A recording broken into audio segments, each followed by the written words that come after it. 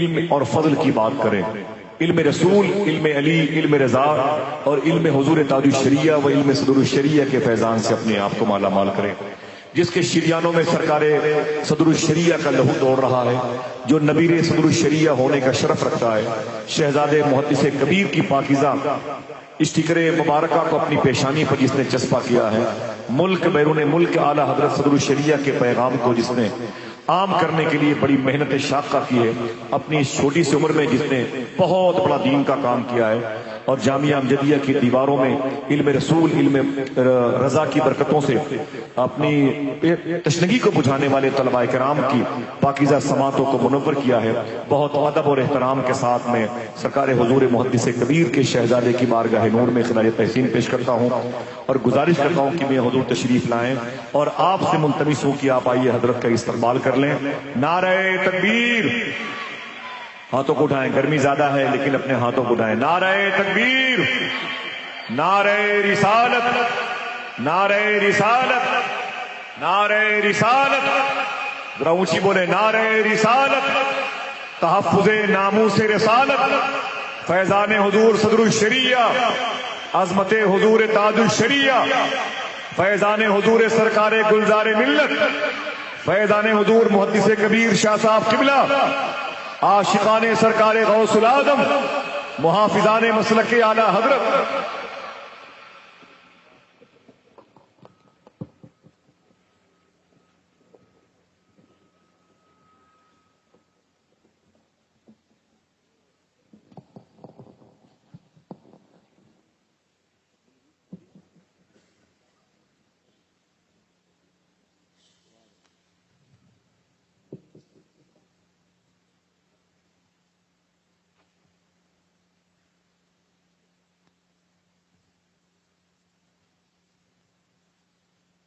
منبر نور پر جلوہ افروز علماء کرام، محترم سامعین حضرات، السلام علیکم ورحمۃ اللہ وبرکاتہ۔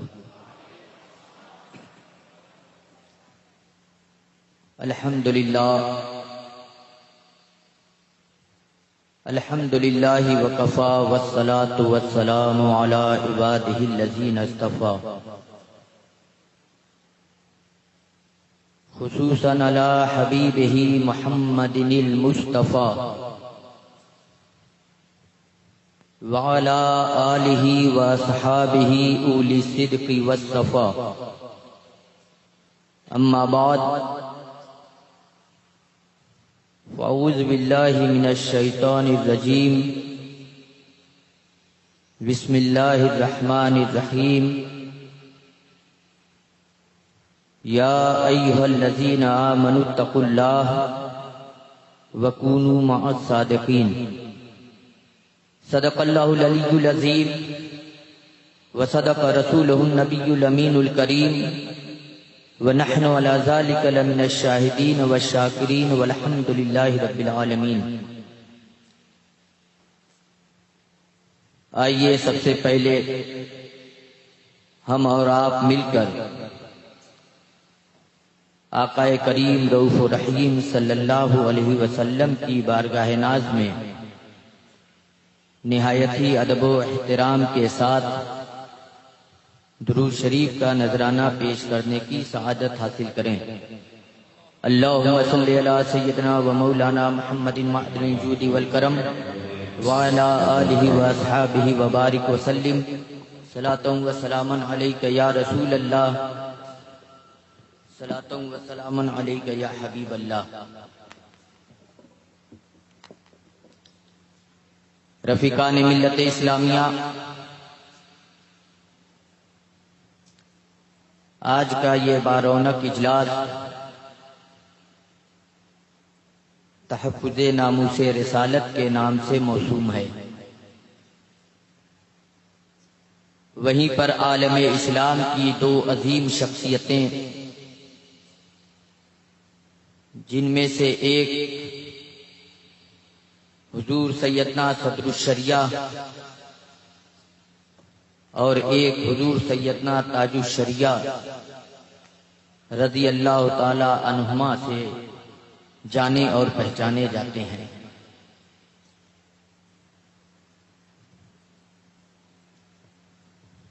یہ دو عظیم شخصیتیں،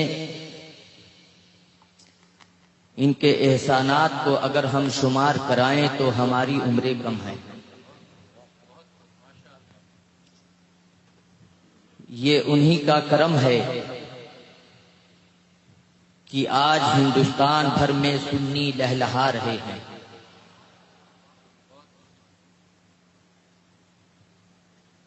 ایک نے وہ زمانہ پایا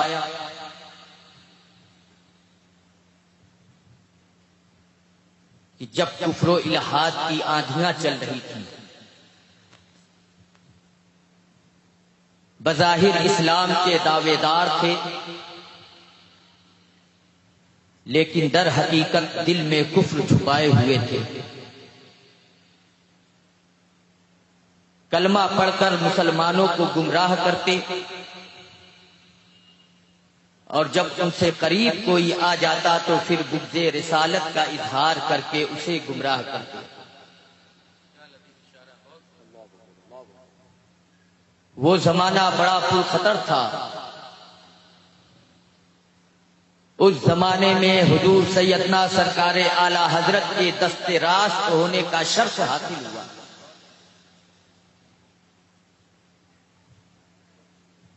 عالم اسلام میں آپ کی قربانیاں مشہور و معروف رہیں۔ علم کے تاجوروں نے اپنے سر کا تاج انہیں بنا کر رکھا۔ جہاں بیٹھ جاتے وہاں پہ علم کی بہاریں روشن ہو جاتی۔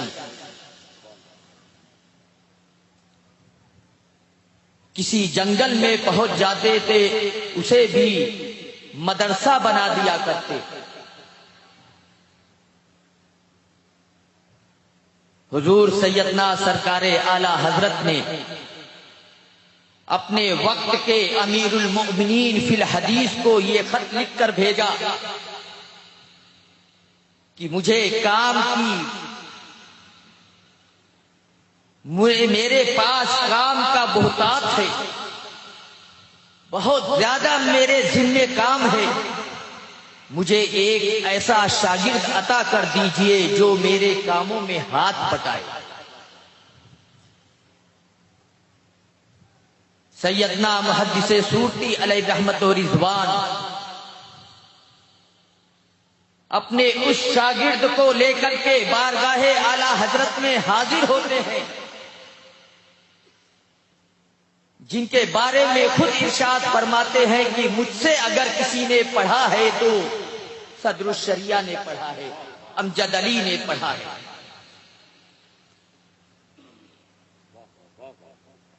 صدر الشریعہ کی بات کو لے کر کے جب حضرت محدث سورتی بارگاہ اعلی حضرت میں حاضر ہوتے ہیں تو عرض کرتے ہیں، سرکار یہ گوہر نایاب لے کر آپ کی بارگاہ میں آیا ہوں، یہ یکتائے روزگار ہے، یہ در نایاب ہے، اپنے علم میں اپنی مثال نہیں رکھتا ہے، میں ایسی عظیم شخصیت کو آپ کی بارگاہ میں لے کر آیا ہوں۔ سیدنا سرکار اعلی حضرت کے علم کا اندازہ تو کوئی لگا ہی نہیں سکتا ہے، لیکن جب آپ سے یہ کہا گیا کہ یہ یکتائے روزگار ہے تو اعلی حضرت نے بھی اس کا امتحان لیا اور ایک صفحہ عربی عبارت لکھ کر کے صدر الشریعہ کو پیش کر دیا کہ اس کا ابھی یہیں پر آپ جواب ترجمہ لکھ دیجیے۔ آج تو مکتب میں پڑھانے والے اعلی حضرت کے علم پہ انگلیاں اٹھاتے ہیں۔ جن لوگوں کو گرمی اور ٹھنڈی میں ڈھیلے سے استنجا کرنے کا طریقہ نہیں معلوم، وہ لوگ اعلی حضرت کی تحقیقات پہ اپنی تحقیقات کو فوقیت دیتے ہیں۔ اعلی حضرت نے اپنے فتاوی رضویہ کا جو خطبہ لکھ دیا ہے، اگر اس کا فی البدیہہ کوئی ترجمہ کر دے تو آئے سامنے۔ لیکن اعلی حضرت نے جب حضور صدر الشریعہ کو عبارت لکھ کر دی ہے آپ نے وہی فوراً اس کا ترجمہ کر کے اعلی حضرت کی بارگاہ میں پیش کر دیا۔ ایک بار اعلی حضرت ترجمے کو پڑھتے ہیں اور پھر تھوڑی دیر میں نگاہ اٹھا کے صدر الشریعہ کے چہرے کو دیکھتے ہیں، پھر ایک ترجمہ پڑھتے ہیں، پھر صدر الشریعہ کے چہرے کو دیکھتے ہیں۔ صدر الشریعہ نے یہ سمجھا لگتا ہے ترجمے میں بہت گڑبڑی ہو گئی ہے، بہت ساری غلطیاں ہیں، اسی لیے تو اعلی حضرت بار بار میرے چہرے کو دیکھ رہے ہیں۔ یہ سوچ کر موقع کی تلاش میں تھے اور موقع پاتے ہی وہاں سے نکل لی۔ بریلی شریف میں ٹھہرے نہیں، سیدھے اپنے گھر گھوسی آ گئے۔ اعلی حضرت نے صدر الشریعہ کو تلاش کرایا لیکن وہ در نایاب گم تھا۔ محدث سورتی علیہ رحمہ کو خط لکھتے ہیں، آپ کا در نایاب کھو گیا ہے، بہت تلاش کرایا مل نہیں رہا ہے۔ محدث سورتی نے فوراً صدر الشریعہ کو خط لکھا کہ فوراً بارگاہ اعلی حضرت میں پہنچ جاؤ۔ آپ خط پا کر فوراً بارگاہ اعلی حضرت میں پہنچ جاتے ہیں۔ اعلی حضرت نے پوچھا آپ کہاں چلے گئے تھے؟ عرض کرتے ہیں سرکار ایک بار آپ ترجمہ دیکھتے ہیں، دوبارہ میرے چہرے کو دیکھتے ہیں، ایک بار ترجمہ دیکھتے ہیں، دوسری بار میرے چہرے کو دیکھتے ہیں، میں سمجھا غلطی بہت ہو گئی اس لیے میں یہاں سے چلا گیا۔ ارشاد فرماتے ہیں میں تمہارے ترجمے کی خوبی کو دیکھتے ہوئے پھر تمہارے چہرے کو دیکھ رہا تھا کہ کیا یہ وہی ہے جس نے ایسا ترجمہ کیا ہے؟ یہ وہ شخص وہ ہے کہ جو میری بارگاہ میں رہ کر میرا ہاتھ بٹانے کے کام آئے۔ اسی لیے اعلی حضرت فرماتے ہیں اگر میری بارگاہ میں دو لوگ ہوں، ایک محدث سورتی اور ایک ان کے شاگرد رشید صدر الشریعہ، جب یہ دو لوگ میری بارگاہ میں ہوتے ہیں میرے ذہن پہ علم کی ایسی بارش ہوتی ہے کہ میں اسے روک نہیں پاتا۔ ذرا سوچئے کہ صدر الشریعہ کا مقام و مرتبہ کیا ہوگا۔ آج بہت آسانی سے بہار شریعت دیکھ کر ایک مفتی فتویٰ لکھ دیتا ہے، کوئی مفتی ایسا نہ ملے گا جو بغیر کسی کتاب کی مدد کے آج فی البدی فتویٰ لکھ دے۔ لیکن قربان جاؤ صدر الشریعہ پر، جتنی کتابوں کا حوالہ انہوں نے اپنی بہار شریعت میں دیا ہے ان کتابوں میں سے کسی ایک کتاب کو بھی اٹھا کر انہوں نے بہار شریعت کو لکھنے کے وقت نہیں دیکھا۔ وہ علم کے پہاڑ تھے، ان کے علم کو اگر جانچنا ہے تو ذرا بہار شریعت کو اٹھا کر دیکھو، اتنی کتابوں کا نام آج کے مفتیان کرام کو یاد نہیں ہوگا جتنی کتابوں کا حوالہ بہار شریعت میں موجود ہے۔ لیکن واہ رے ستم گری، اس کو ستم نہیں تو اور کیا کہا جائے گا، جبکہ صدر الشریعہ یہ ارشاد فرماتے ہیں اپنے ایک شاگرد، جب انہوں نے اعلی حضرت کے تذکرے کے لیے صدر الشریعہ سے عرض کی تو ارشاد فرماتے ہیں آہ تیرا زمانہ، وہ اعلی حضرت تھے جن مسائل کی تحقیق اعلی حضرت نے کر دی ان مسائل کی تحقیق ہو گئی، اور جن مسائل کی تحقیق انہوں نے نہیں کی وہ مسائل لا ينحل رہے، اب اسے کوئی حل نہیں کر سکتا۔ یہ کون کہہ رہا ہے؟ آج مکتب میں بیٹھ کر چیخنے والے مولوی نہیں کہہ رہے ہیں، وہ کہہ رہا ہے جس کے بارے میں اعلی حضرت نے فرمایا تفقہ جس کا نام ہے، یہاں کے موجودین میں سب سے زیادہ مولانا امجد علی میں پائیے گا۔ اعلی حضرت کی بارگاہ میں ہمارے اور مفتی عالمگیر صاحب جیسے لوگ نہیں بیٹھا کرتے تھے، جبکہ ہم ان کو تو جزیات کا پٹورا بولتے ہیں۔ یہ جزیات کے خزانہ ہے۔ جب بریلی شریف میں فقہی سیمینار ہوتا ہے تو جزیات کی ضرورت ہوتی ہے تو سارے مفتیان کرام ادھر رجوع کرتے ہیں۔ ایسے لوگ اعلی حضرت کی بارگاہ میں نہیں بیٹھتے تھے۔ صدر الافاضل جیسے عظیم شخصیت، حضرت صدر الشریعہ، حضرت ملک العلماء، ایسی حضور حجت الاسلام، حضور مفتی اعظم ہند، ایسے علم کے پہاڑ اعلی حضرت کی بارگاہ میں بیٹھتے تھے، لیکن ان سب میں جس کو تفقہ پہ فوقیت حاصل تھی وہ صدر الشریعہ کی ذات تھی۔ وہ صدر الشریعہ ارشاد فرما رہے ہیں کہ اعلی حضرت نے جن مسائل کو حل کر دیا وہ حل ہو گیا، اور جن مسائل پہ توقف کر دیا اسے کوئی حل ہی نہیں کر سکتا۔ آج اے بی سی ڈی جاننے والے لوگ اعلی حضرت پہ تحقیق کردہ مسائل پہ تحقیق کرتے ہیں۔ جو انہوں نے تحقیق کر دیا اب اسے کوئی بدل نہیں سکتا ہے، اور جس کی تحقیق پیش نہیں کی اسے کوئی حل نہیں کر سکتا۔ جب ان مسائل کو کوئی حل نہیں کر سکتا تو اعلی حضرت کی تحقیقات کو غلط ثابت کر کے اپنی تحقیقات کو درست کیسے کر سکتا؟ اعلی حضرت سرکار نے ایک بار اپنے دارالافتاء میں قالین بچھوائی۔ قالین بچھوانے کے بعد وہاں پہ 2 ڈیسک رکھے گئے، اس ڈیسک پر قلمدان رکھے گئے۔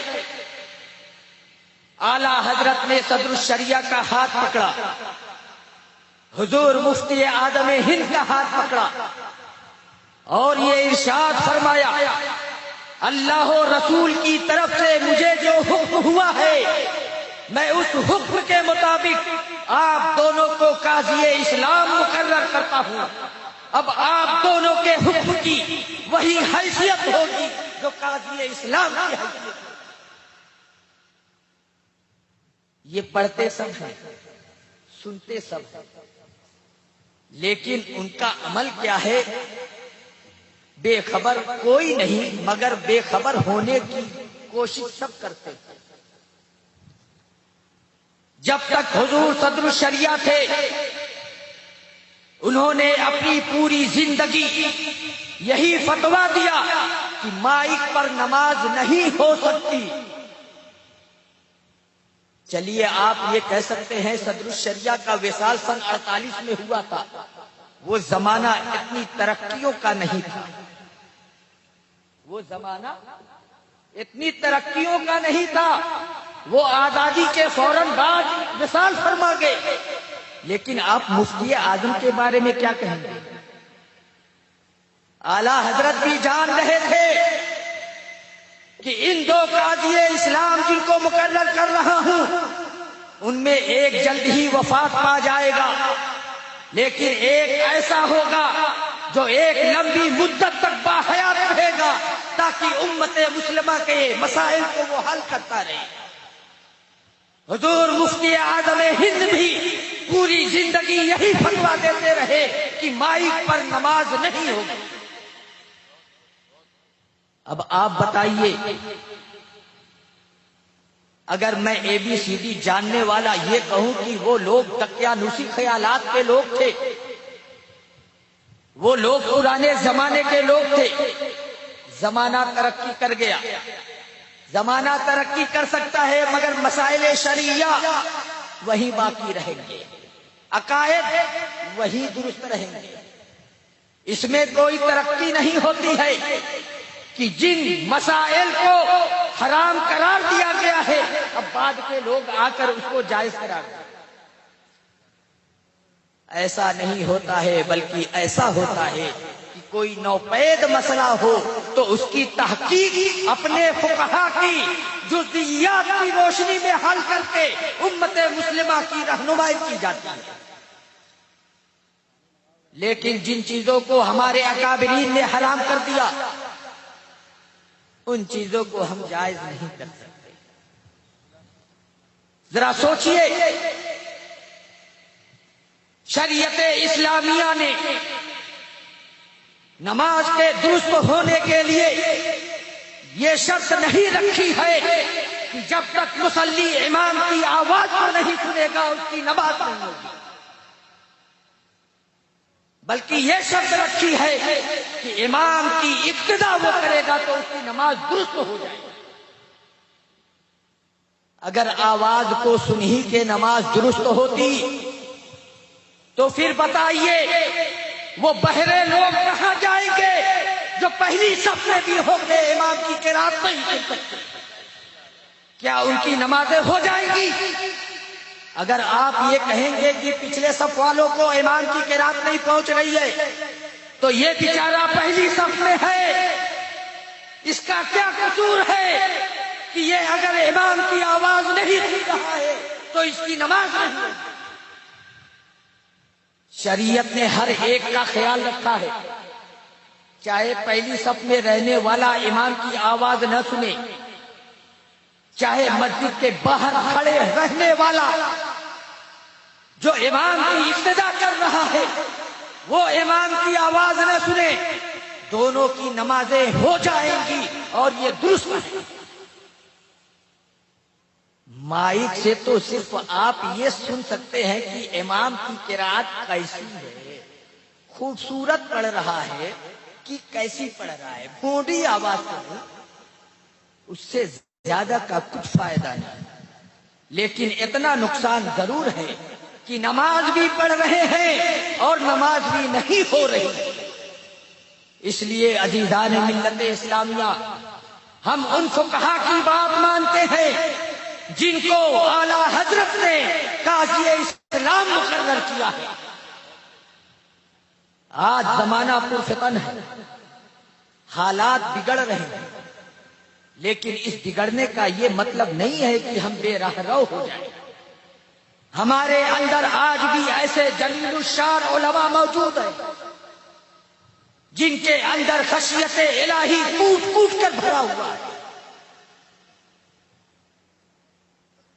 وہ آپ کی سہولت کے لیے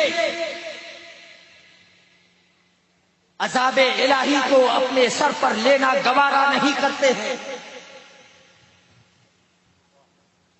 اگر دو چار لوگ فون کر کے یہ کہتے ہیں حضور یہاں چاند ہو گیا ہے تو وہ لوگ فیصلہ نہیں کرتے ہیں، کیونکہ یہ خبر ہے، یہ گواہی نہیں ہے۔ بولنے والا کیا بول رہا ہے یہ تو سن رہے ہیں، لیکن کون بول رہا ہے یہ نہیں جان رہے۔ اس خون کے مطابق اگر آپ کے شہر میں ہم اعلان کر دیں تو آپ کے روزوں کا وبال کس کے سر آئے گا؟ ہمارے گناہ کیا کم ہے کہ آپ کا بھی دھوتے پھرے؟ جس کے اندر خوف الہی ہوگا وہ آپ کی عبادتوں کو حتی الامکان درست رکھنے کی کوشش کرے گا۔ لوگ بہت تانے دیتے ہیں، عید پر تو ہم بھی بہت سنتے ہیں۔ مبارک پور میں اعلان ہو گیا، کتنی دور ہے گھوسی؟ 35 کلومیٹر، جا کے گواہی لے آنا چاہیے۔ یہ لوگ 12 بجے رات کو اعلان کریں گے، 1 بجے رات کو اعلان کریں گے، معلوم نہیں جنت سے ان کا چاند آتا ہے کہاں سے؟ کبھی فجر بعد اعلان کرتے ہیں۔ یہ کیا طریقہ ہے اعلان کرنے کا؟ اعلان مغرب بعد ہو جانا چاہیے، ذرا سوچئے، جب ہمارے شہر میں چاند ہی نہیں ہوا تو اعلان کس چاند کا کریں گے؟ اعلان کس چیز کا کریں گے؟ جب شرعی شہادت آ جائے گی، اگر اسے شریعت کے مطابق پائیں گے تو اعلان کیا جائے گا، اگر شریعت کے مطابق نہیں ہے تو وہ اعلان کالعدم ہو، وہ گواہی مانی نہیں جائے۔ میں نے بہت دیکھا حضور محدث کبیر کو کتنی گواہیاں رد کر دیتے ہیں۔ اگر کوئی آ جائے کہ حضور فلاں جگہ چاند ہوا ہے تو جاؤ گواہی لے آؤ، اب اگر کوئی وہاں سے شہادت علی شہادت لے کے آ جاتا ہے تو اس کی حالت خراب ہو جاتی ہے، ہم گواہی کیسے دیں؟ ابھی جلد ہی کتاب القاضی ایک لے کر آئے بنارس سے، پوچھ دیا یہ کتاب القاضی کس نے دیا ہے آپ کو؟ نام ہی نہیں معلوم کس نے دیا ہے، اس میں کیا لکھا ہے پتا نہیں، کیا آپ کے سامنے لکھا گیا؟ نہیں۔ میں ایسے کتاب القاضی کو نہیں مانتا ہوں جو شریعت کے مطابق نہ ہو، ہمارے وہاں 20 ہی کا چاند رہے۔ ذرا سوچئے، جس کے اندر یہ خوف الہی کوٹ کوٹ کے بھرا ہو، کیا وہ آپ کی عبادتوں کو برباد ہونے دے گا؟ جب آپ کی عبادتوں کو برباد نہیں ہونے دے گا تو پھر آپ کے ایمان کو کیسے برباد ہونے دے گا؟ ذرا سوچئے، یہ وہ جلیل القدر علماء ہیں جو شب و روز آپ کے ایمان کی حفاظت کے لیے پوری دنیا کی سیر کرتے ہیں۔ یہ نہ کوئی سوچے کہ یہاں دورہ کرتے ہیں وہاں دورہ کرتے ہیں۔ جس عمر میں حضور محدث کبیر ہیں اس عمر میں کوئی چلتا پھرتا انسان نظر نہیں آتا ہے، لیکن یہ چل پھر رہے ہیں تو صرف اس صدقے میں کہ آپ نے اپنی پوری زندگی مسلک اعلی حضرت کی خدمت کی ہے، اور جو مسلک اعلی حضرت کا نام لے کر روشن ہوتا ہے اور جب روشنی آ جاتی ہے تو وہ مسلک اعلی حضرت کا دامن چھوڑ دیتا ہے تو پھر ایسے گمنام ہو جاتا ہے کہ اس کا نام و نشان مٹ جاتا ہے۔ بہت ساری ایسی مثالیں موجود ہیں، بہت ایسے لوگ بھی میری معلومات میں ہیں جو اگر جس اجلاس میں بیٹھ جایا کرتے تھے تو اس جلسے کی کامیابی کی ضمانت وہ ہوا کرتے تھے، جس مناظرے میں وہ بیٹھ جایا کرتے جی اس کی صدارت ہوتی تھی تو وہ مناظرہ اہل سنت و جماعت کے جھولی میں پہلے ہی مانا جاتا۔ لیکن جیسے ہی اعلی حضرت پہ تانو تشریف کی ہے، آج ہندوستان نہیں پوری دنیا کے سنی صحیح العقیدہ لوگوں میں 1% بھی ان کا نام جانتے ہو تو آ کے مجھے بتا دیں۔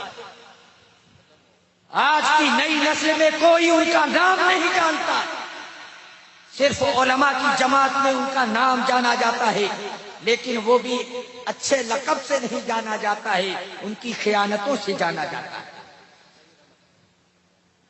وہ کام ہی نہیں کرتا، بتانا ہوتا تو پہلے ہی بتا دیتا۔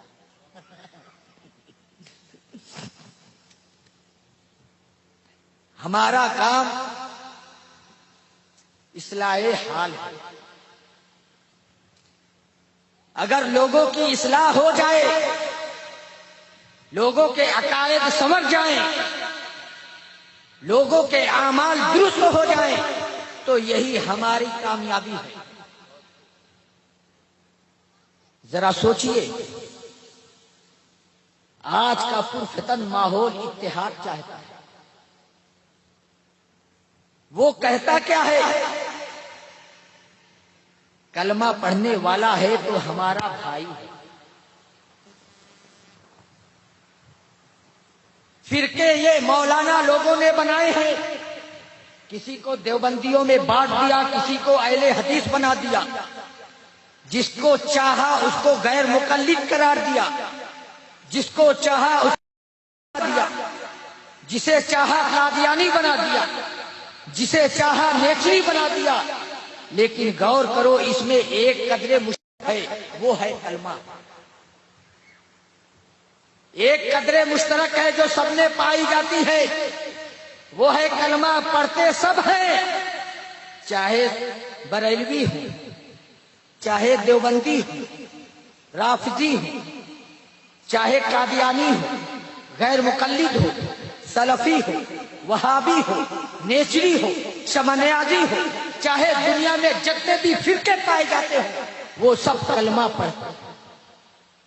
کلمہ ایک پڑھتے ہیں تو ہونا تو یہی چاہیے کہ سب ایک ہوں. لیکن ذرا آئیے ہم عہد صحابہ سے نظر کریں. میں اپنے دور کی بات نہیں کر رہا ہوں کہ آج کوئی کھڑا ہو کر کے یہ کہہ دے کہ یہ امام احمد رضا نے لوگوں کو فرقوں میں بانٹ دیا ہے، بلکہ میں عہد صحابہ کی بات کر رہا ہوں. بلکہ یہ کہوں کہ میرے آقا صلی اللہ علیہ وسلم نے خود اپنی حیات ظاہری میں یہ ارشاد فرمایا ہے کہ میری امت 73 فرقوں میں بٹ جائے گی. یہ بٹنے والے کیا آریہ اور پنڈت ٹھاکر یہ لوگ ہوں گے؟ یہ میری امت جو بٹ رہی ہے کیا وہ مشرکین میں جماعت بٹے گی؟ جو میری امت ہے وہ امت اجابت میں بٹنے والے ہیں، یعنی وہ لوگ جنہوں نے کلمہ پڑھا ہے، جو مجھ پہ ایمان رکھتے ہیں، ان لوگوں میں 73 فرقے ہو جائیں گے. 72 اس میں سے جہنم میں جائیں گے، ایک جنت میں جائے گا، ایک فرقہ جنت میں جائے گا. یہ تقسیم اعلی حضرت کر رہے ہیں یا میرے آقا ارشاد فرما رہے ہیں؟ میرے آقا کو علم غیب ہے. یہ ہر سنی صحیح العقیدہ ایمان رکھتا ہے کہ اللہ نے اپنے محبوب کو علم غیب عطا فرمایا ہے. اور صرف علم غیب ہی نہیں، علم ما کان و ما یکون، جو کچھ ہو چکا اور جو کچھ قیامت تک ہوگا، ہر ایک کا علم میرے آقا کو اللہ نے عطا فرما دیا. بلکہ میں یہ کہوں کہ قیامت کے بعد بھی جو کچھ ہوگا ہر ایک کو ایک کا علم عطا فرما دیا. صرف قیامت تک نہیں، قیامت کے بعد لوگ اپنی اپنی قبروں سے اٹھیں گے. میرے آقا ارشاد فرماتے ہیں میں وہ پہلا شخص ہوں گا جو اپنی قبر سے اٹھوں گا اور اپنے داہنے ہاتھ میں ابو بکر کا ہاتھ پکڑوں گا اور بائیں ہاتھ میں عمر کا ہاتھ پکڑوں گا اور جنت البقیع کی طرف جاؤں گا. بتائیے یہ مرنے کے بعد قیامت کے بعد کیا ہے کہ نہیں؟ پھر میرے آقا ارشاد فرماتے ہیں میدان محشر میں اولین و آخرین جمع ہوں گے. وہاں کچھ کی حالت ایسی ہوگی کہ ٹخنوں کے برابر پسینوں میں ڈوبے ہوں گے، کچھ گھٹنوں کے برابر، کچھ کمر تک، کچھ سینے تک، کچھ منہ تک، کچھ ڈبکی لگاتے ہوں گے. یہ اٹھائے جانے کی بات کا نہ معاملہ ہے، اس کی بھی خبر دے رہے ہیں. پل صراط سے کیسے میری امت گزرے گی اس کی بھی خبر میرے آقا دے رہے ہیں.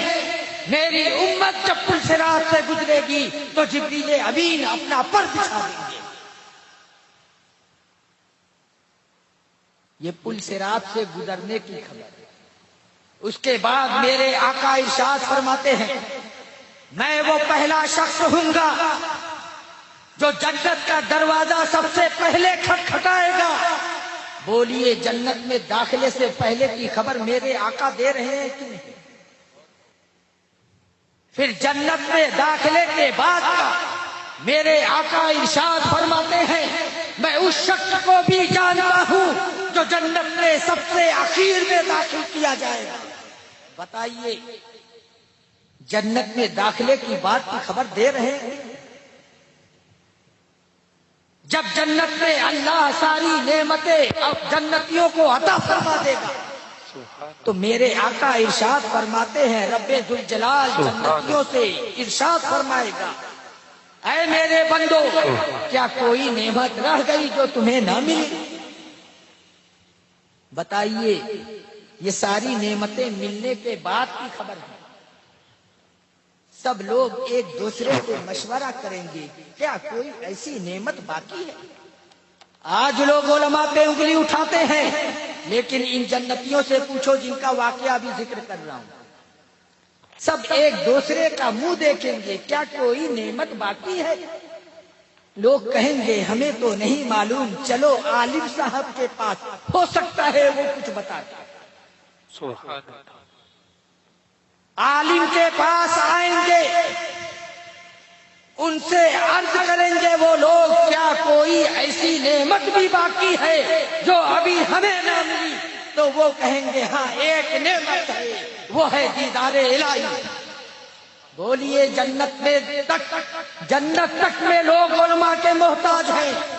یہاں تو پیدا ہونے کے بعد اذان بھی دینے کے لیے، مرنے کے بعد نماز بھی پڑھانے کے لیے علماء کے محتاج ہیں ہی، لیکن جنت میں بھی لوگ علماء کے محتاج ہیں. یہ بتائیے کون خبر دے رہا ہے؟ یہ خبریں کون دے رہا ہے؟ یہ میرے آقا خبر دے رہے ہیں. معلوم کیا ہوا؟ اللہ نے اپنے محبوب کو علم ما کان و ما یکون عطا فرمایا ہے. جو کچھ ہو چکا، جو کچھ ہوگا، سب کا علم میرے آقا کو حاصل. وہ ارشاد فرما رہے ہیں میری امت 73 فرقوں میں بٹ جائے گی، صرف ایک جنتی ہوگی. صحابہ کو 72 سے کوئی مطلب نہیں، لیکن واہ رے افسوس رسول پاک کی امتیوں کو 72 سے مطلب ہوگا. صحابہ 72 کے چکر میں نہیں پڑے، وہ تو یہی عرض کرتے ہیں یا رسول اللہ وہ ایک فرقہ کون ہے وہ بتا، ہمیں 72 سے کیا لینا ہے، ہمیں تو صرف نجات کی راہ تلاش کرنی ہے. ذرا سوچئے وہ صحابہ ہیں جن سے اللہ نے جنت کا وعدہ فرمایا، جنت کا وعدہ ہے ان سے، لیکن طلب ایسی ہے، چاہت ایسی ہے، فکر ایسی ہے کہ ہمیں صرف ایک چاہیے جو فرقہ ناجیہ ہے، جو جنتی ہے. میرے آقا ارشاد فرماتے ہیں ما انا علیہ و اصحابی، جس طریقے پر میں ہوں اور میرے صحابہ. کیا آپ جانتے ہیں کہ رسول پاک کا کیا طریقہ تھا؟ صحابہ کرام کا کیا طریقہ تھا؟ میرے آقا غزوہ تبوک سے واپس آتے ہیں، سورہ توبہ کا نزول ہوتا ہے. اس سورہ کے نزول کے بعد میرے آقا منبر شریف پر حاضر ہوتے ہیں اور ارشاد فرماتے ہیں یا فلاں ابن فلاں اخرج من هذا المسجد ان فإنك منافق. اے فلاں ابن فلاں تم مسجد سے نکل جاؤ کیونکہ تو منافق. یہ میرے آقا کا طریقہ. تو میری مسجد میں نہ آنا کیونکہ تو منافق ہے. تیری کوئی ضرورت نہیں ہے کہ تو مسجد نبوی میں آئے. جب کوئی مسجد نبوی میں آنے کی اس کو ضرورت نہیں تو پھر ہمارے محلے میں آنے کی کیا ضرورت ہے؟ ہمارے محلے کی مسجد میں آنے کی کیا ضرورت ہے؟ کیا ہمارے محلے کی مسجد نبوی سے افضل ہو گئی؟ یہ میرے آقا کا طریقہ ہے کہ اے منافق تو مسجد سے نکل جا کیونکہ تو منافق ہے، تجھے یہ حق نہیں ہے کہ تو میری مسجد میں قدم رکھے. صحابہ کا کیا طریقہ تھا؟ جب منافق اپنا نام سن کے دیکھتا رہا، ادھر ادھر ہل نہیں رہا ہے، بس ایسے ایسے دیکھ رہا ہے، معاملہ رفع دفع ہو جائے گا، اٹھنے کی کوشش نہیں کر رہا ہے.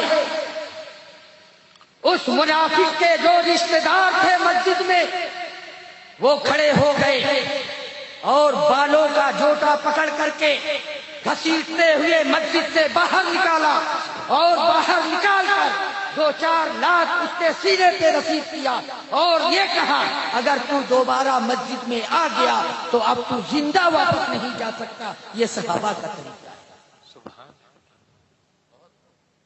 میرے آقا کا طریقہ بھی معلوم ہو گیا، صحابہ کا طریقہ بھی معلوم ہو گیا ہے، تو مسلمان آنے دو نا یار، نماز پڑھتا ہے ہمارے امام صاحب کے مقتدی میں اضافہ ہو رہا ہے۔ سن لو، بہت ساری ایسی مسجدوں کو جانتا ہوں میں کہ جس میں جب پہلی بار کوئی مذہب داخل ہوا تو وہ آخری صف میں تھا، لیکن دھیرے دھیرے وہ مصلی امامت پر پہنچ گیا۔ نہ سوچو کہ وہ آپ کی آخری صف میں کھڑا ہو کے وہی کھڑا رہے گا، وہ صاف ہے، اپنا راستہ وہ بناتے ہوئے مصلی امامت پر کھڑا ہو جائے گا اور آپ اسے قبول کریں گے۔ بہت ساری ایسی مسجدیں اب نہ وہابی مسجد بنانے لگے، پرانی جتنی مسجدیں ہیں سب تو سنیوں ہی سے لیا ہے۔ کیسے لیا ہے؟ ٹرسٹی میں سے کوئی ممبر مر گیا، کسی ممبر کی دوستی تھی، اس نے کہا میں مسجد کو 2 لاکھ روپیہ دیتا ہوں، تم مجھے ممبر بنوا دو۔ مسجد کو 2 لاکھ روپیہ دے رہا ہے، کیا ٹینشن ہے، ممبر بنوا دیا۔ ممبر ہوتے ہوتے پیسہ دیتا گیا، اثر و رسوخ بنایا۔ اب جب ٹرسٹی کو مر جاتا ہے تو لوگ کہتے ہیں یہ بہت خرچ کرنے والے ہیں، ان کو ٹرسٹی بنا دو۔ اب جو وہ ٹرسٹی کی کرسی پہ بیٹھتا ہے تو اب آپ کا امام مصلی پر نہیں رہے گا بلکہ اس کا امام مصلی پر رہے گا۔ بتائیے آپ کی نماز کیسے صحیح ہوگی؟ آپ کی مسجد آپ کے ہاتھ سے گئی، آپ کا امام آپ کو داغے فراق دیا، اور یہ سب آپ کی کمزوریوں کا نتیجہ ہے۔ اس زمانے میں لوگ کہتے ہیں کہ سب متحد رہیں، ذرا بتائیے کیا ضرورت تھی سیدنا صدیق اکبر خلیفہ رسول اللہ کو کہ وہ مسیلمہ کذاب سے جہاد کرتے؟ جب مسیلمہ کذاب کو حضرت حبشی نے قتل کیا ہے تو اس کی بادی نے یہی کہا کہ ایک حبشی غلام نے امیر المومنین کو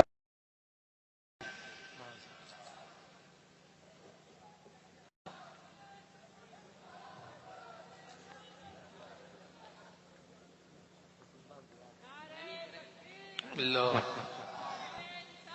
یا رسول زندہ زندہ فیضان اعلی حضرت زندہ۔ میرا سونا سید آ گیا، میرا سونا سید آ گیا، میرا سونا۔ نعرہ تکبیر، نعرہ رسالت، مسلک اعلی حضرت، مسلک اعلی حضرت۔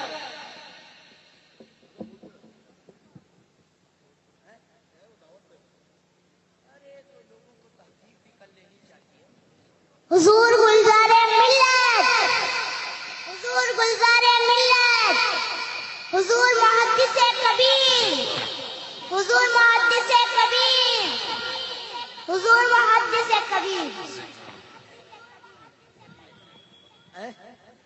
اچھا ٹھیک ہے، جیسا آپ کا حکم۔ آپ لوگ بیٹھ جائیے اور ایک بار درود شریف کا نذرانہ پیش کریں۔ اللہ رب اللہم صلی علی سیدنا و مولانا محمد المعدن الجود والکرم وعلی آلہ و صحبہ وبارک وسلم۔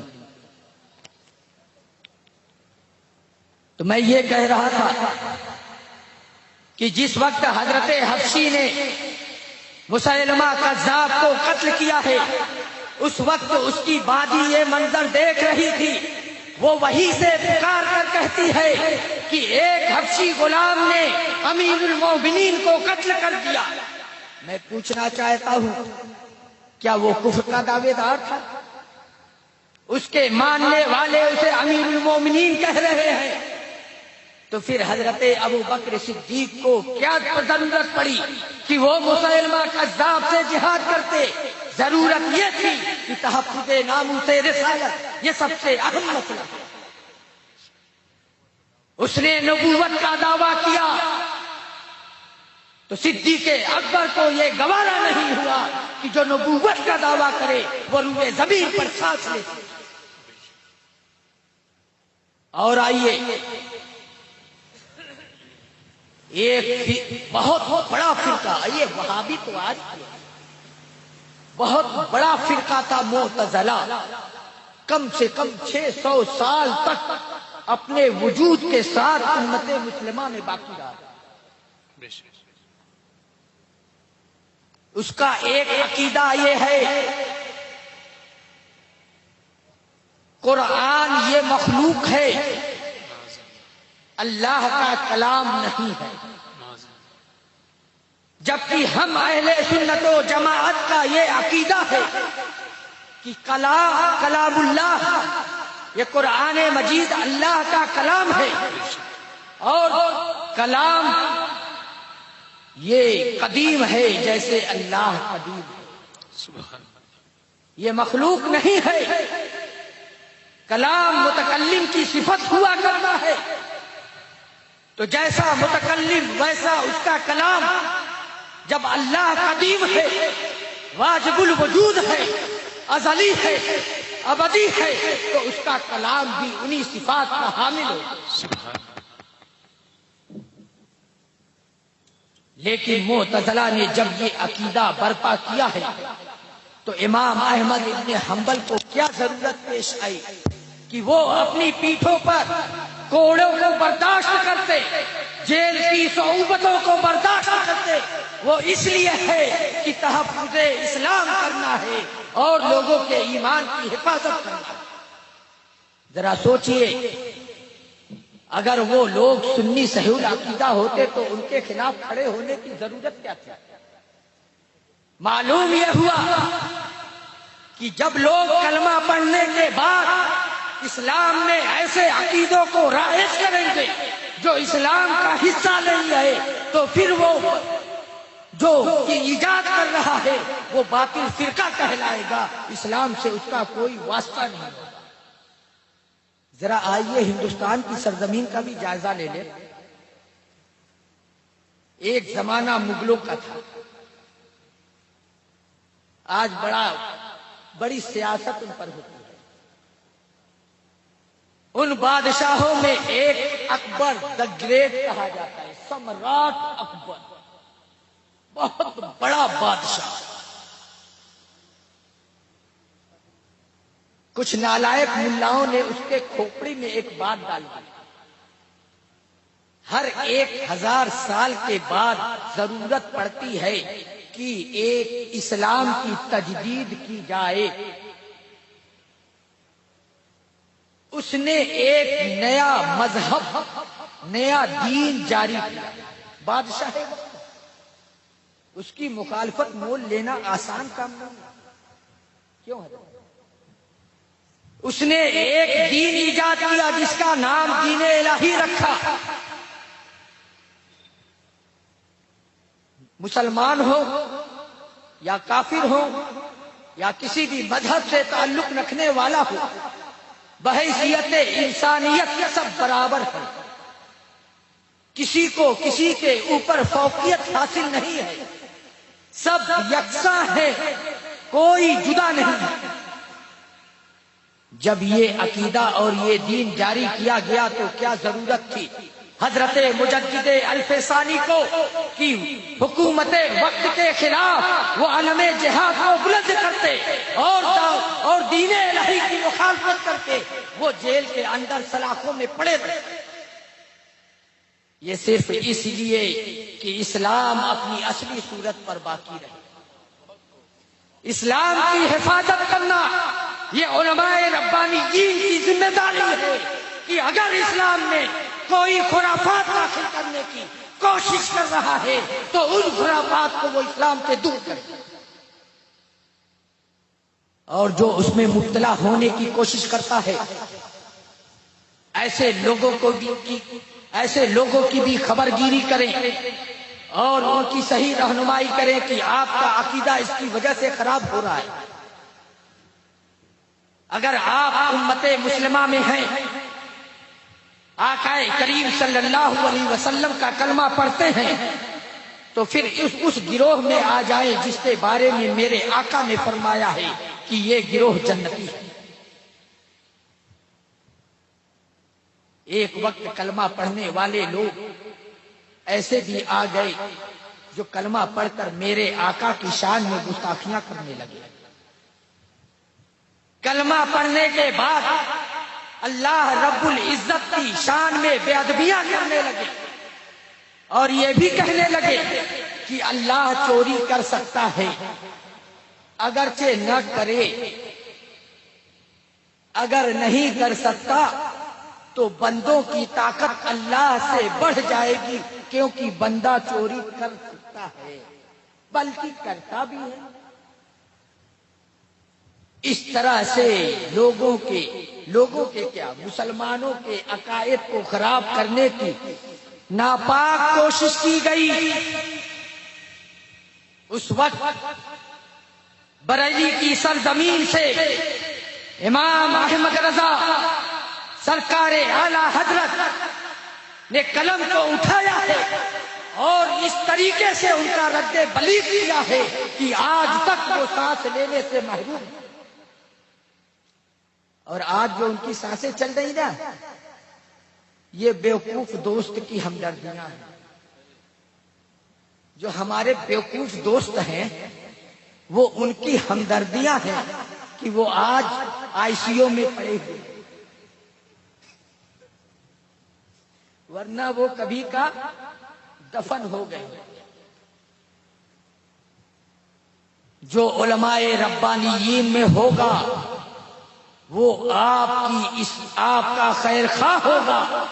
یہ خیر خواہی بتا رہی ہے کہ وہ امت مسلمہ کا عظیم وہ عالم ہے اور اسے اللہ نے یہ شرف اور یہ قبول عام عطا فرمایا ہے کہ وہ یہ خدمت انجام دے رہا ہے۔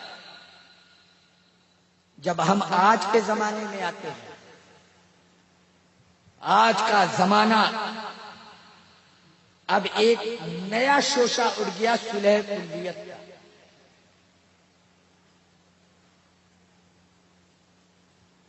پہلے وہابی دیوبندی اپنے نام سے لوگوں کو گمراہ کر لیتے تھے، لیکن اب ان کا چٹا بٹا اتنا کھل گیا ہے کہ اگر وہ اپنے نام سے آپ کو بلائیں گے تو آپ کبھی نہیں جائیں گے۔ انہوں نے کچھ ایسے لوگوں کو پیدا کیا، چاہے پیسے کی لالچ سے، چاہے عہدہ اور منصب کی لالچ سے۔ وہ لوگ جو مدارس اسلامیہ سے فارغ ہونے کے بعد کسی مدرسے میں تدریس کی ذمہ داری نہ اٹھا سکے، بلکہ کسی مدرسے نے انہیں قبول نہیں کیا، وہ لوگ مل کر کے ایک جتھا بنا کر ایک نیا شوشہ چھوڑا، انہوں نے ایک صلح کلیہ۔ سب یکساں ہیں ایسے نہیں کہتے۔ آج مسلمانوں پہ پوری دنیا میں مظالم ڈھائے جا رہے ہیں، کافروں کے حملے ہو رہے ہیں، یہودی الگ پریشان کیے ہوئے ہیں،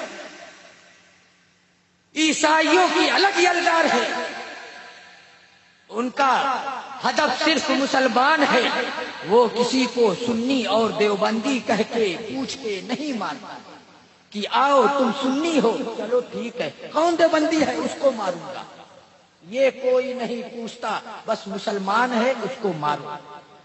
اس لیے ہمیں اس وقت اتحاد کی ضرورت ہے، ایک ساتھ رہیں، ایک پلیٹ فارم پہ آ جائیں، اگرچہ عقیدہ مختلف ہے، اتحاد کرنے کی ضرورت ہے تاکہ اپنی یونٹی تو دکھا سکے، اپنا پاور تو دکھا سکے۔ اور یہی سوچ کر آج کچھ لوگ تحفظ ناموس رسالت کی ریلیاں بھی ان کو لے کر کے نکلتے ہیں۔ ذرا سوچئے، جن کے پرکھوں نے میرے آقا صلی اللہ علیہ وسلم کی شان میں گستاخیاں کی ہیں، کیا وہ لوگ تحفظ ناموس رسالت کریں؟ کیا ایسوں سے آپ امید رکھتے ہیں کہ وہ تحفظ ناموس رسالت کریں گے؟ بلکہ وہ تو یہی کوشش کریں گے کہ اس میں پتھر بازی کر کے سنیوں کو جیل میں ڈال دیا جائے تاکہ ہماری راہ آسان ہو جائے۔ وہ لوگ جو میرے آقا کے گستاخ ہیں وہ پھر کیسے تحفظ کریں گے؟ کس بات کا تحفظ کریں گے؟ بلکہ وہ اپنا تحفظ آپ کے نام سے کر رہے ہیں۔ لیکن یاد رکھو، سرکار تاج الشریعہ نے بھی سب کو ننگا کر دیا اور یہ بتا دیا کہ وہابی دیوبندی سے زیادہ زہر اس زمانے میں صلح کلیت ہے۔ صلح کلی نبی کا نہیں، سنیوں صلح کلی ان سے بچ کے رہو، یہ زہر حلال ہے۔ بلکہ میں یہ کہوں وہ مچھلی کا کانٹا ہے جو گلے میں اٹک جائے تو نہ نگلنے بنے نہ اگلنے بنے۔ اس لیے ضرورت ہے کہ ایسے لوگوں سے بچ کے رہا جائے جو صلح کلی ہے، جو اتحاد کی دعوت دے رہے ہیں۔ ہمیں اپنی جان کی فکر نہیں ہے، ہمیں صرف اپنے ایمان کی فکر ہے، کیونکہ ہمارا ایمان ہے کلو نفس ذائقۃ الموت، ہر جان کو موت کا مزہ چکھنا ہے۔ کتنا جی لیں گے، کتنی اس جان کی حفاظت کریں گے؟ موت کا وقت کسی کو معلوم ہے؟ کسی نے حضرت امام حسن بصری سے پوچھا حضور نماز کب پڑھیں؟ فرماتے ہیں مرنے سے پہلے۔ اس نے کہا مجھے تو نہیں معلوم کہ میں کب مروں گا، تو فرمایا تو پڑھتے جاؤ۔ جب نہیں معلوم کب مرو گے تو پڑھتے جاؤ، کیا پتا کب مر جاؤ گے۔ ہمیں نہیں معلوم کہ ہمیں کب مرنا ہے، لیکن یہ یقین ہے کہ جتنی زندگی اللہ نے لکھ لی ہے گھٹا سکتا ہے اور نہ کوئی بڑھا سکتا ہے۔ جب یہ معلوم ہے تو پھر دبنے کی کیا بات ہے بھائی؟ پھر زندگی کی اتنی پرواہ کرنے کی کیا ضرورت ہے؟ اور یہ بھی ہمارا عقیدہ ہے کہ اللہ نے جتنا رزق ہمارا لکھ دیا ہے، ہماری لالچ سے اس رزق میں ایک دانے کا اضافہ نہیں ہو سکتا، اور اگر ہم بے نیاز ہو جائیں دنیا والوں سے تو ہمارا ایک دانہ پوری کائنات والے مل کے گھٹا نہیں سکتے۔ جب اتنا عقیدہ ہے تو پھر اتنا کیا سوچنا ہے؟ جان چلی جائے گی کیسے کھائیں گے؟ اب ایک ٹینشن آ جاتا ہے کہ بیوی بچوں کو کون کھلائے گا؟ بچے پیدا ہوتے ہیں اپنا رزق لے کر پیدا ہوتے ہیں، بچے پیدا ہوتے ہیں اپنی زندگی لے کر کے پیدا ہوتے ہیں۔ آپ اگرچہ وسیلہ ہیں لیکن آپ اس کے رزاق نہیں ہیں، رزاق اللہ تبارک و تعالیٰ ہے۔ ایک واقعہ میں بتا دوں، شداد کو پوری دنیا جانتی ہے، جس نے ایک جنت بنائی تھی۔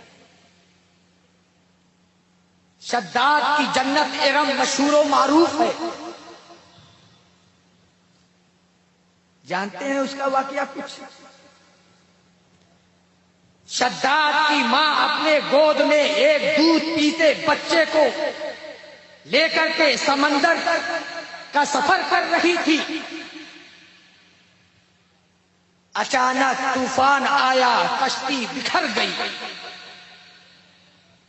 اس کی ماں اور وہ بچہ شداد جو اس کی گود میں تھا، دودھ پیتا بچہ، اس کی ماں نے اپنے بچے کو ایک ہاتھ سے تھاما اور کشتی کے ایک پترے کو پکڑ کر کے اس نے تیر کر ساحل پر وہ لے کر کے آ گئی۔ بیچ سمندر میں وہ کشتی ٹوٹی، لیکن وہ ساحل تک زندہ آ گئی۔ جیسے ہی ساحل پر پہنچتی ہے، اللہ نے حضرت ملک الموت کو حکم دیا، جاؤ اس کی ماں کی روح کو قبض کر لو۔ عرض کرتے ہیں اے اللہ، تو قادر مطلق، تو چاہتا تو اس کو اسی بیچ سمندر میں ہلاک کر سکتا تھا۔ اب جب وہ کنارے آ گئی ہے، زندگی کی ایک رمق آ گئی، امید جاگ گئی ہے، تو بتا وہ بچہ کیسے پرورش پائے گا اگر اس کی روح میں نکالوں؟ میرے رب نے فرمایا جاؤ اس کی روح قبض کر لو۔ روح قبض کر لی گئی، وہ بچہ وہیں ساحل پر پڑا، بلبلاتا رہا۔ ایک مچھوارے نے اس کو دیکھا، وہ اپنے گھر لے گیا، وہاں اس کی پرورش کرتا ہے۔ اللہ نے اس کی نگاہوں میں یہ قوت رکھی کہ زمین کے اندر جو خزانے پوشیدہ تھے وہ زمین کے اوپر سے دیکھ لیا کرتا تھا۔ ان خزانوں کو نکلوا کر کے وہ اتنا مالدار ہوا کہ ایک ملک کا بادشاہ بن گیا۔ جب بادشاہ بنا تو تکبر نے اسے آ لیا۔ اس نے ایک جنت بنائی جو اللہ کے مقابلے میں ایک جنت بنائی کہ جیسے اللہ نے جنت بنائی ہے میں بھی ایک جنت بناؤں گا۔ اسے بہت ہی خوبصورت بنوایا، لیکن ابھی دیکھا نہیں۔ جب کاریگروں نے آ کے اسے بتایا کہ بادشاہ سلامت، آپ کی جنت آپ کے منشا کے مطابق تیار کر دی گئی ہے، چلیے چل کے اپنی جنت کا نظارہ کریں۔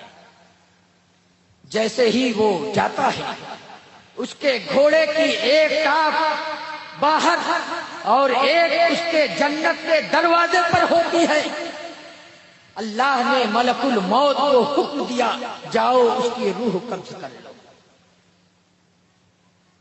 عرض کرتے ہیں پروردگار بڑی محنت کی ہے، اس نے بڑی محنت سے اپنی جنت بنائی ہے، کم سے کم ایک بار تو دیکھ لینے دے،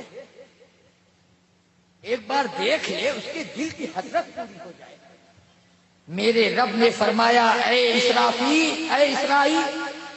اسرائیل، کیا تو جانتا ہے کہ یہ بچہ کون ہے؟ کیا تمہیں معلوم ہے یہ بچہ کون ہے؟ عرض کرتے ہیں اے پروردگار تو بہتر جانتا ہے کہ یہ بچہ کون ہے۔ میرے رب نے فرمایا اے اسرائیل سنو، جس بچے کی ماں کی روح قبض کرنے کے لیے میں نے تمہیں حکم دیا تھا، یہ وہی بچہ ہے جو آج میرے مقابلے میں کھڑا ہو کر کے خدائی کا دعویٰ کر کے میرے مقابلے میں جنت بنائی۔ یہ میرا نافرمان ہے، میں نے اس پر انعامات کی بارش کی ہے، اس لیے جب اس نے خدائی کا دعویٰ کیا ہے تو وہ جنت نہیں دیکھ سکتا ہے، اس کی روح قبض کر۔ ذرا سوچئے آدمی کی کتنی حسرتیں رہ جاتی ہیں، کتنی آرزویں ادھوری رہ جاتی ہیں، لیکن ملک الموت، موت کا فرشتہ اپنے وقت پر آ کے سب کی روح قبض کرتا ہے۔ جب یہ عقیدہ ہے تو پھر اتنا ڈرنا کیا؟ اس لیے ضرورت یہ ہے کہ جب ایمان کی حفاظت ہی مقصود ہے تو ہم اس کی حفاظت میں اپنے تن من دھن سب کو قربان کر دیں۔ کیا آپ نے صحابہ کی زندگی کو نہیں دیکھا؟ جب صحابہ کرام مکہ مکرمہ سے ہجرت کر کے مدینہ منورہ کی طرف جا رہے ہیں، کفار و مشرکین کی جماعتیں آپ کا پیچھا کرتی ہیں۔ جب وہ لوگ صحابہ کرام تک پہنچ جاتے ہیں تو وہ کہتے ہیں مکے میں ہماری اتنی جائیدادیں ہیں، مکے میں ہماری اتنی دولت ہے، مکے میں ہمارے مکانات ہیں، وہ سب لے لو، ہمیں جانے دو۔ ذرا سوچئے، صحابہ نے جب اپنا سب کچھ قربان کیا ہے تو پھر ہمیں قربانی دینے سے کیوں ڈرے؟ صحابہ کی نظر میں مقصود ایمان ہے اور اسی کی حفاظت میں انہوں نے اپنے سر کو تن سے جدا کیا۔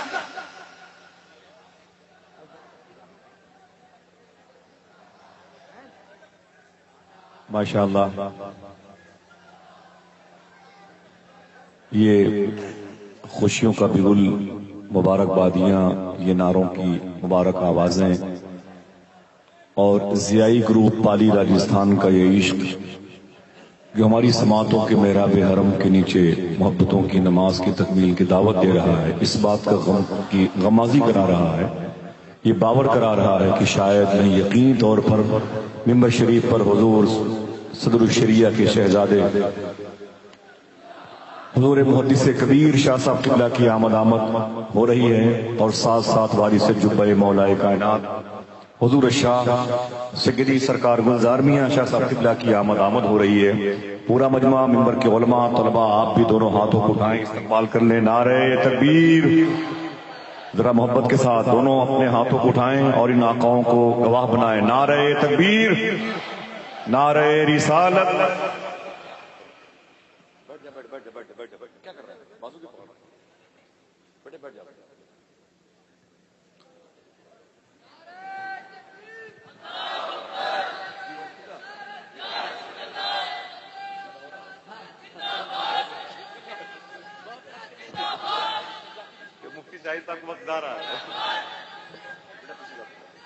بڑی خوشی کی بات ہے، اولاد امام جعفر صادق عالمی شہرت یافتہ حامل شخصیت کے مظہر حضور سے عبدالوسیع میاں شاہ صاحب قبلہ کی بھی آمد ہوئی ہے۔ میں وارث جبہ مولا کائنات کے ورود مسعود کی پاکیزہ قرب خاص کی دیواروں کے سائے میں ان کا بھی استقبال کرتا ہوں۔ جی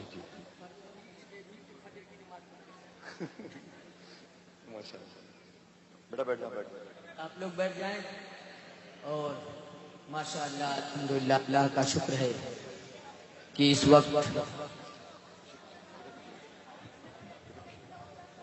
گلے گلزار سادات